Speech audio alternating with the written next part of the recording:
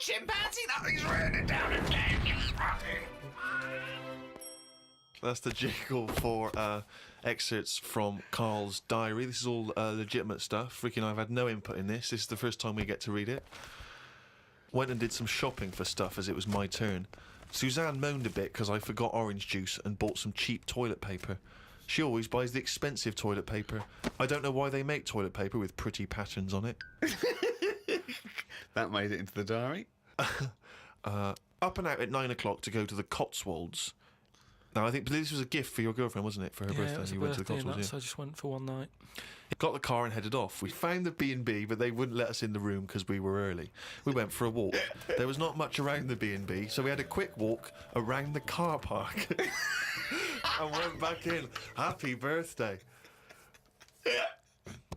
The room was now ready. It's an all-right room. 3 biscuits, so I ate them straight away. Like a child. Like a dog. He runs in, jumps on the bed. No. Get off the bed, not on the furniture. The room overlooked the car park that we'd already been round. You're staring at that window. Remember when we went there? We'll always have the car park. Yeah. Oh, God. The room had posh coat hangers in the wardrobe with sponge on them. So I ate the sponge. Don't think they are needed. We went and booked a table for Sunday dinner. I had beef. It was nice enough, but there was a family of 13 behind us. I don't see the point in going out in large numbers. They annoyed me. One of the family asked for sorbet before his next course. He was only about 11. He thought he was it.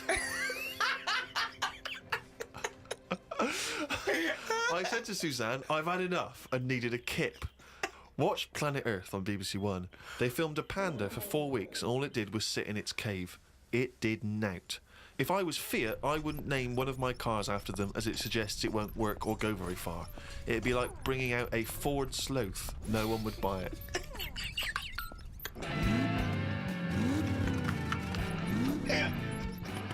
Ford Sloth. I would love that ad campaign. Oh, that's amazing. Oh, God. The new Vauxhall Slug. We had a look around the local village. There wasn't much to it. We did the usual thing and had a look around the church graveyard to see how old the dead people are.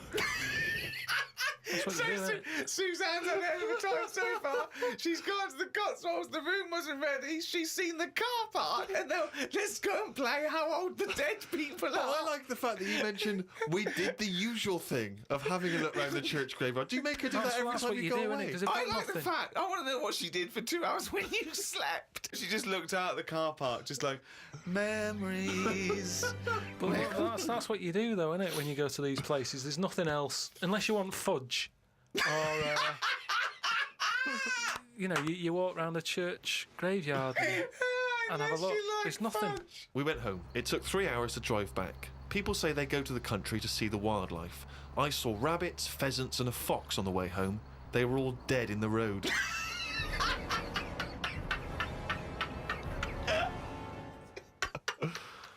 I was just intrigued to know, because Rob from Burton-on-Trent has sent this in, and he wants to know that, because he's just started seeing someone, and he wants to know what your advice, Karl, is on how to keep her happy. So what's your advice really for someone who's perhaps just started a relationship? I mean, you've been with Suzanne for what, 9 years? Ages.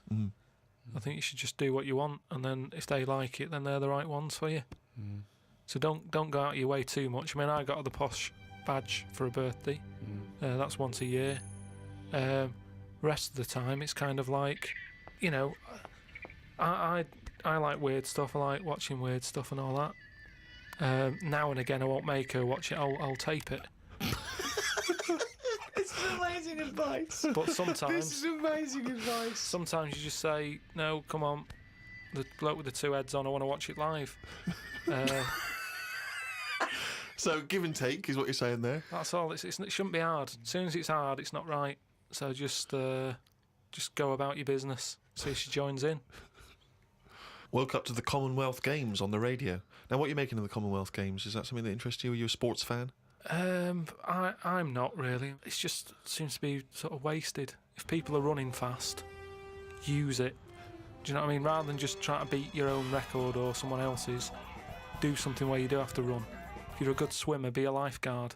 Don't be messing about going up and down. I was swimming recently. I do a lot of swimming, and I've never quite mastered my front crawl. Just never quite nailed the breathing because it's quite tricky, isn't it? You know, you've got to breathe at the right moment.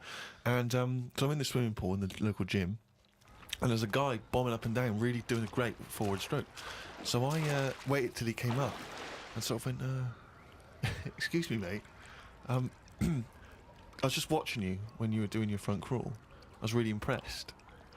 Could you just watch me when I do mine and tell me if I'm going wrong?" Why would you go to a man? I know, and that was what that was the problem. Is only as I was saying it did I realise what it sounded like. I've just been watching you swimming up and down. I was really impressed. And you're both in speedos. Both in speedos. You know, I'm got the goggles on, prescription goggles, so that I can see when I'm swimming. But why do you need them? There's nothing in a pool to look at. It's not like you're scuba diving. There's Well, nothing. hold on. Clearly there is something to look at in a pool. Well, no, I wasn't checking. Well, I was checking him out, but I was checking him out for swimming tips. And he just looked at me when I asked him, "Can you just watch me and offer me any tips?" And he just looked at me like I was just mental. That is such a strange thing to say. Can you just watch? I don't know how you had the nerve to do that. Well, it was innocently motivated. Well, I know it's innocent, but what a strange thing to go up to someone and... But what civilization are we living in where we can't just ask our fellow man to help us out with our forward crawl? But we're in a society where we can't. But you know that. It's a strange thing to say. But sometimes it's nice to just think, no, do you know what? I'm not going to fall into the trap of thinking agree. he's immediately going to think I'm gay or that I'm chatting him up. I'm just going to ask him to do me a favour. There's nothing wrong with that. What if he said, yeah, it's just good, yeah. Do you mind coming and helping me with my plastering? But it's not the same. He's in the swimming pool. He's there in the pool. He's swimming up and down. He's, it's not no skin off his nose to just offer a bit of kindly advice. If your car's broken down in the middle of nowhere and someone drives by, it's a generous thing to do. Just stop and maybe look under the bonnet and help them out. I agree. But I don't see how that's any different. And in the end, he did, and all he asked was that I wake him off.